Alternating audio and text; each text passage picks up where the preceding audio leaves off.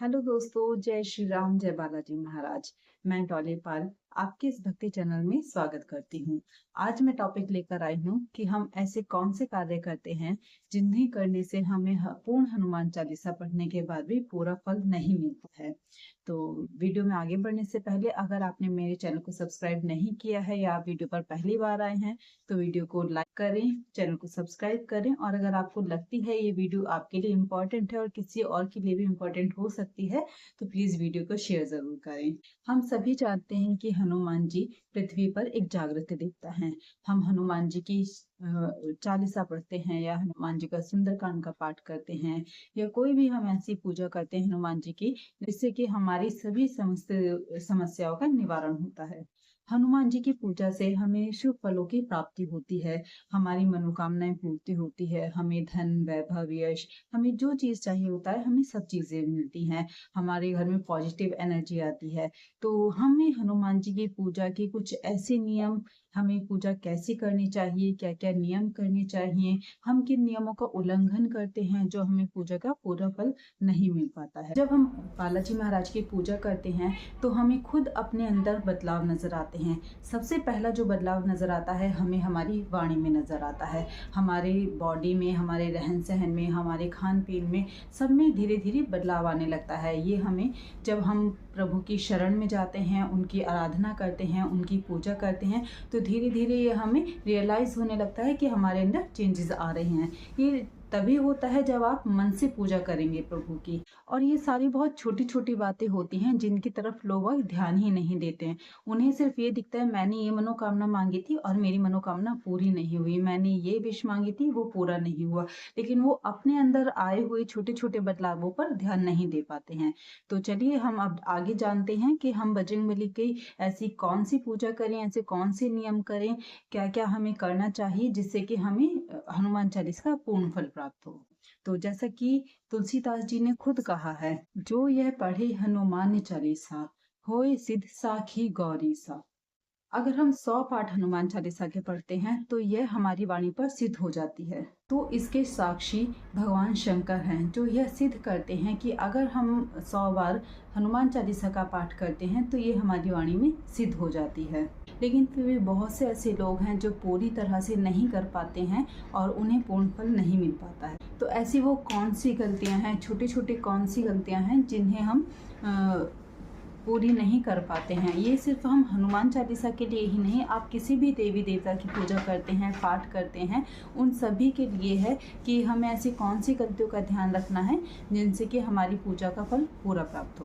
तो चलिए देखते हैं कि पूजा का सबसे पहला नियम वो क्या है जिसकी वजह से हमें अपनी पूजा का, अपने पाठ का पूर्ण फल नहीं मिल पाता है। तो सबसे पहला नियम ये होता है कि अगर हम किसी का भी पाठ करते हैं, जैसे कि हम हनुमान चालीसा का ही पाठ कर रहे हैं, तो हनुमान चालीसा में 40 चौपाइयाँ होती हैं और ये 40 चौपाइयाँ अपने आप में ही एक शक्तिशाली और एक सिद्ध चौपाई होती हैं। तो इन 40 चौपाइयों में से अगर आप किसी एक चौपाई का भी निरंतर अभ्यास करते हैं, निरंतर आप जप करते हैं, तो यही पूर्ण फलदायक होती है, यही आपको बहुत अच्छे फल देती हैं। और हम पूरी की पूरी हनुमान चालीसा पढ़ रहे हैं तो फिर भी हमें उसका पूर्ण फल नहीं मिल पा रहा है। तो इसका ये होता है कि बहुत से लोग जब हनुमान चालीसा का पाठ करते हैं तो कोई भी कभी भी किसी भी समय उठाकर हनुमान चालीसा पढ़ने लगते हैं या बीच में से कहीं से भी शुरू कर देते हैं, तो जिसकी वजह से हमें पूर्ण फल नहीं मिलता है। तो अब अगर आपको पूरा फल चाहिए हनुमान चालीसा का तो आप शुरू से ही स्टार्ट करें और एक टाइम के अनुसार ही अपनी पूजा का टाइम फिक्स करें। आपको जिस टाइम करनी है डेली आप उसी टाइम ही हनुमान चालीसा का पाठ करें, तभी आपको पूर्ण फल प्राप्त होगा। नंबर 2 पर आता है साफ तन और साफ मन। तो बहुत से लोग ये कहते हैं कि हनुमान चालीसा तो खुद में ही एक सिद्ध चौपाइयाँ हैं, तो उन्हें तो हम कैसे भी कर सकते हैं, आते जाते, चलते फिरते, खाते पीते, लेटे हुए, मतलब कैसे भी कर सकते हैं। तो ऐसा नहीं है। हमेशा आपको याद रखना होगा कि अगर हम कोई भी संकल्पित पूजा करते हैं, हम अपने पाठ को सिद्ध करना चाहते हैं, हम अपनी मनोकामनाओं की पूर्ति करना चाहते हैं, तो हमें एक समय निर्धारित करके बैठकर, आसन बिछाकर, दीप जलाकर और शुद्ध मन से शुद्ध कपड़े पहनकर, नहा धोकर ही आपको पूजा करनी है। हमें ऐसे ही पूजा करनी चाहिए। कुछ लोग इस चीज़ को नहीं मानते हैं, तो जैसी अवस्था में होते हैं, जैसे भी होते हैं, वो वैसे ही पूजा करते हैं। ये चीज़ काम करती है नो डाउट, पर वो हमारी मनवांछित फल नहीं मिलता है हमें उसका। अपनी मनोकामना पूर्ति के लिए हमें आसन बिछाकर, सामने प्रभु को बिठाकर और साफ मन से, साफ तन से ही पूजा करनी होगी। तभी हमें पूजा का पूर्ण फल मिलेगा और हमारी मनोकामना पूरी होगी। दोस्तों, जैसा कि हम सभी जानते हैं कि अगर हम हनुमान जी की पूजा करते हैं तो हमें कुछ चीज़ों का त्याग करना होता है। जैसे कि हमें तामसिक भोजन का त्याग करना होता है। हमें जैसे मांस, मछली, मदिरा, लहसुन, प्याज, ये सब चीज़ें नहीं ग्रहण करनी होती है। जेंट्स हैं, सिगरेट, दारू वगैरह ये सब चीज़ें नहीं पीनी होती हैं।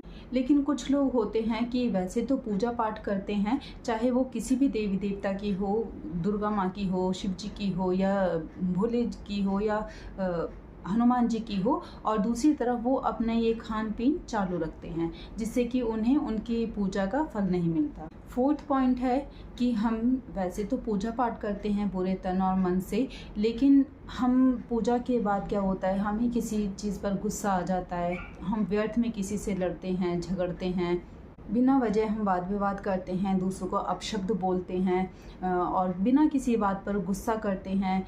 तो इससे भी हमारे देव जो हैं वो रुष्ट हो जाते हैं, क्योंकि वो नहीं चाहते कि हम किसी भी गरीब को सताएं, किसी जो भी बेसहारा है या बेजुबान जानवर होते हैं हम उन्हें सताएं।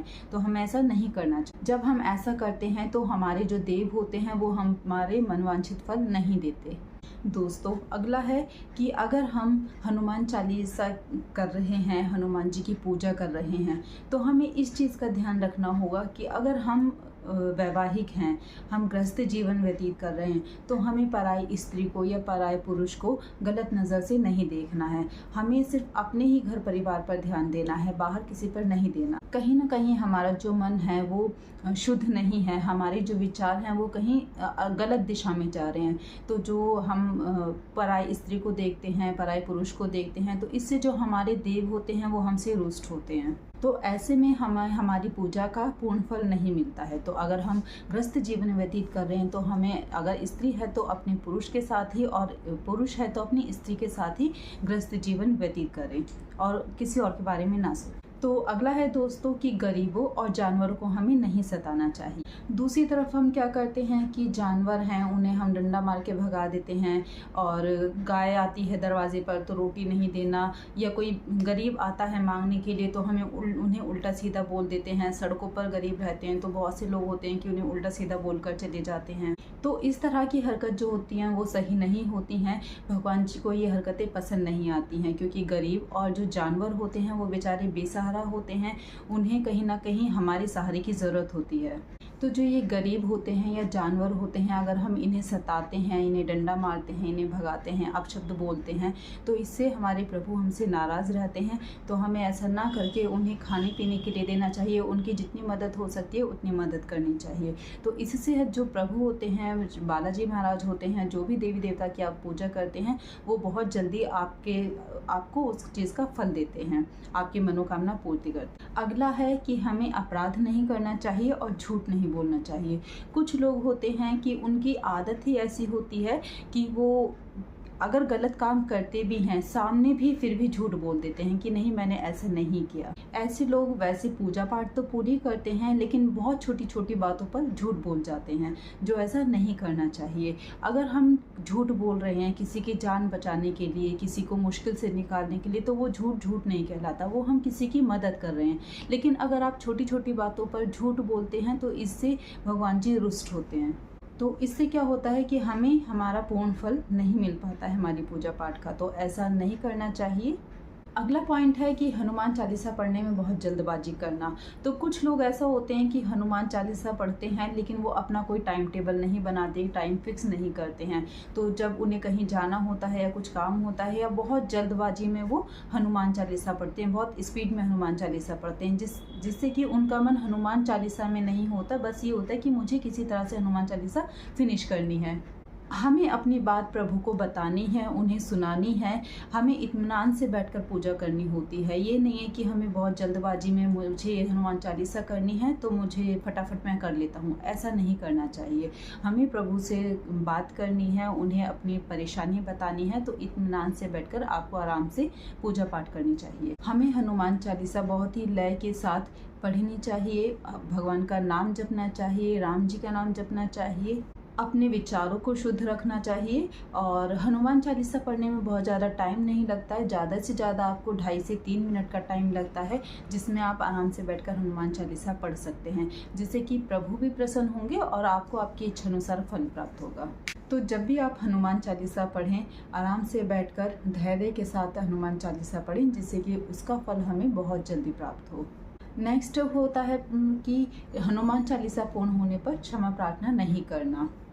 कितने लोगों को ये पता ही नहीं होता कि पूजा करने के बाद हमें क्षमा मांगनी चाहिए, क्योंकि कोई कितने भी तन से मन से पूजा करता है, कितने विधि विधान के साथ पूजा करता है, बड़े से बड़े पंडित होते हैं वो पूजा करते हैं, लेकिन कहीं ना कहीं कोई ना कोई भूल चूक हमसे हो ही जाती है, अनजाने में थोड़ी बहुत भूल चूक हो ही जाती है। हमें मंत्र उच्चारण में या भोग लगाने में, आरती करने में, मतलब पूरी पूजा करने में हमें कहीं ना कहीं कुछ ना कुछ भूल चूक हो ही जाती है।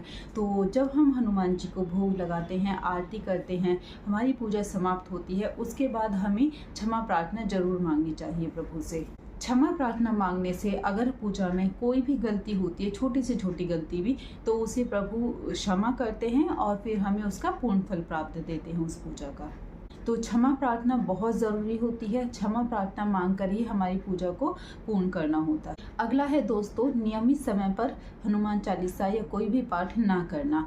तो कुछ लोग ये सोचते हैं किसी भी टाइम कभी भी वो हनुमान चालीसा पढ़ना शुरू कर देते हैं, तो वो पूजा करने का, हनुमान चालीसा पढ़ने का ना ही तो कोई संकल्प लेते हैं, ना कोई अनुष्ठान लेते हैं, ना कोई समय वगैरह बांधते हैं। तो उन्हें जब हनुमान चालीसा पढ़नी है वो तभी हनुमान चालीसा बोलने लगते हैं। वैसे तो आप कभी भी हनुमान चालीसा पढ़ सकते हैं, ऐसा कुछ नहीं है, कभी भी आप अपने मन में पढ़ सकते हैं, गा सकते हैं। लेकिन अगर आपको अपनी कोई मनोकामना मनवानी है, मनोकामना की पूर्ति करवानी है, तो आपको एक अनुष्ठान लेना चाहिए, आपको एक समय निर्धारित करना चाहिए, आपको उसी समय के अनुसार हनुमान चालीसा पढ़नी चाहिए। तो नियमित पाठ करने का आप समय जानते ही हैं, सबसे शुभ समय होता है ब्रह्म मुहूर्त में पाठ करना। अगर आप ब्रह्म मुहूर्त में हनुमान चालीसा नहीं पढ़ सकते हैं तो आप रात को 9 बजे के बाद कर सकते हैं। आपको अपने प्रभु से कोई भी बात मनवानी है तो आप, वो सबसे शुभ समय होता है जब आप प्रभु से बात कर सकते हैं, उनके विचार अपने विचार उनके सामने रख सकते हैं, तो आपकी बातें जो हैं वो प्रभु सुनेंगे उस टाइम। अगर आपको ब्रह्म मुहूर्त में या रात के समय में समय नहीं मिल पाता है तो आप दिन में जब भी आपके पास टाइम हो आप उस टाइम पाठ कर सकते हैं, हनुमान चालीसा कर सकते हैं। लेकिन आप एक दिन जिस टाइम करेंगे, आपने जब तक का अनुष्ठान लिया है, जितने दिन भी आपको करनी है, 3 दिन, 11 दिन, 21 दिन, जितना भी आपने सोचा है उतने दिन आपको सेम समय पर ही करना है, जिसका हमें शुभ फल प्राप्त होता है। प्रभु इस बात को समझते हैं कि हमें उस टाइम पर समय नहीं है, तो वो इस टाइम कर रहा है पूजा, तो आप उस टाइम करिए, नियम के अनुसार करिए और प्रभु से अपनी बात रखिए प्रभु के सामने। तो दोस्तों, उम्मीद करती हूँ कि आपको आज की वीडियो ये समझ आई होगी, जो मैं बताना चाह रही हूँ, जो मैं समझाना चाह रही हूँ। आई होप कि आप लोग समझ गए होंगे कि हमें अपने अंदर थोड़ा सा बदलाव लाना है, थोड़ी सी हमें चेंजेस लाने हैं कि हमें जो भी काम करना है शुद्धि के साथ, टाइम के साथ और अपने विचारों को शुद्ध रखना है। इस तरह से ही हमें सारे नियम करने हैं, पूजा पाठ करने हैं। तो आई होप कि आप लोगों को ये सब समझ आया होगा। मेरी वीडियो अगर आपको अच्छी लगी हो तो प्लीज़ कमेंट में जय हनुमान, जय बालाजी महाराज का जयकारा ज़रूर लगाएं।